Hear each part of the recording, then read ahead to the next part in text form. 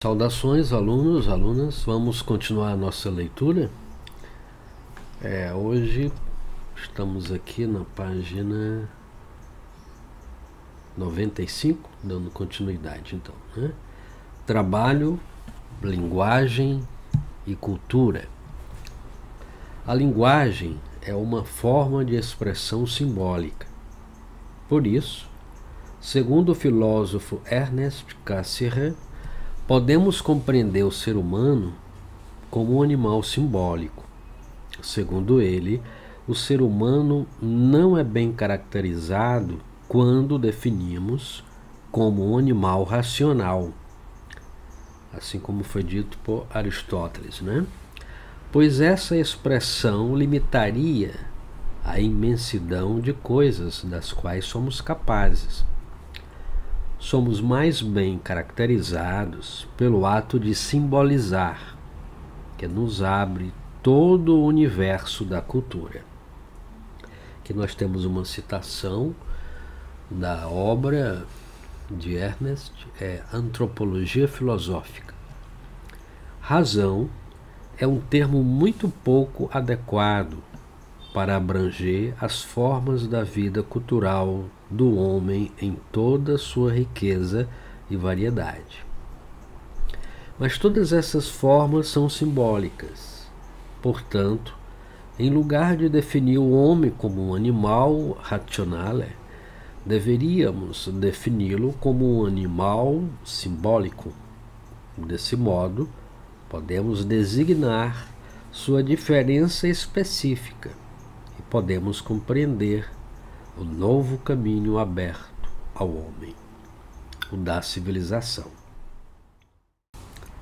Os antigos romanos empregavam a palavra cultura no sentido de cultivo, daí a origem da palavra agricultura, o cultivo agrícola, o cuidado com a terra que permite que as plantas cresçam, mas também falavam em um cultivo de si, um cultivar-se, no sentido de uma pessoa cuidar-se, educar a si mesma e com isso crescer.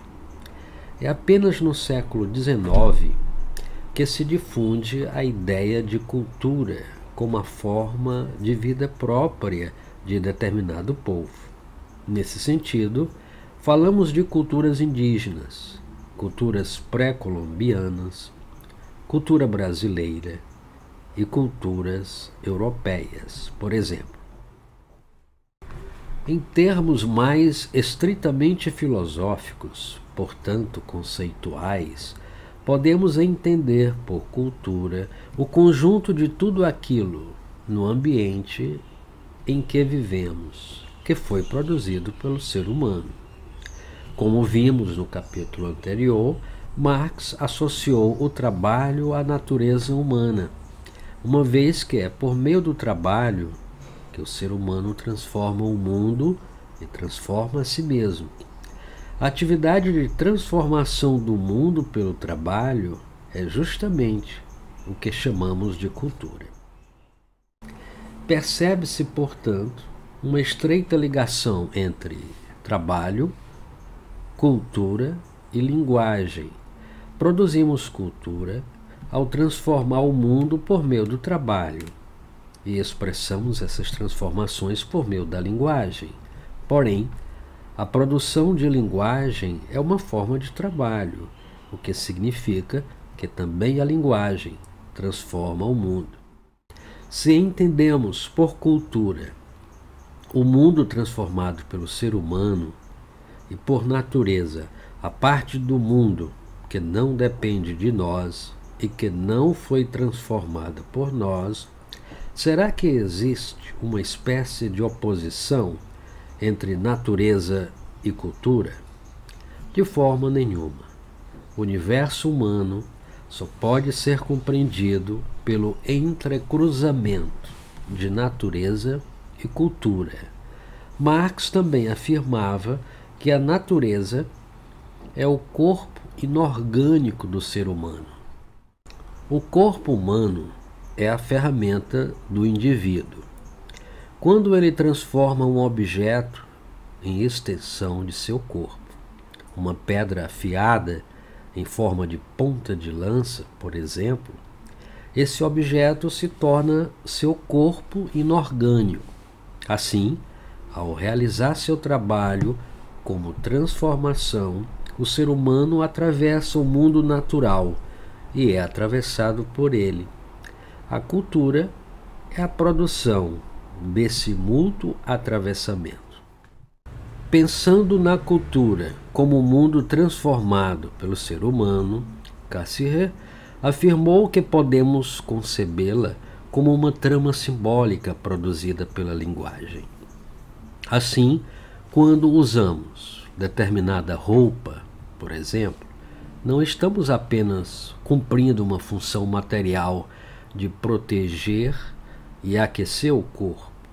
Estamos também expressando nossa visão de mundo, nossos valores, o grupo social ao qual pertencemos.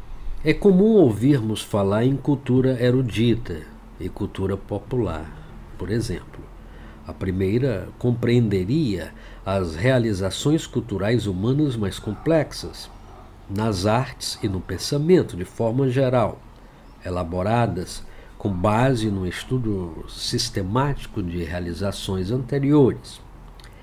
A segunda reuniria expressões tradicionais, ou que circulam em amplos setores da sociedade, como festas, crenças, músicas e outras manifestações.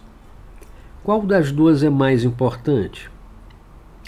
Embora conheçamos respostas em favor de uma ou de outra, em termos filosóficos, essa pergunta não faz sentido, pois ambas são igualmente importantes como expressões do ser humano. Aqui à esquerda nós temos uma ópera, uma cultura erudita. Na parte inferior nós temos um festival folclórico, né, em Amazonas. Ok, pessoal, então vamos fazer atividade e até a qualquer momento.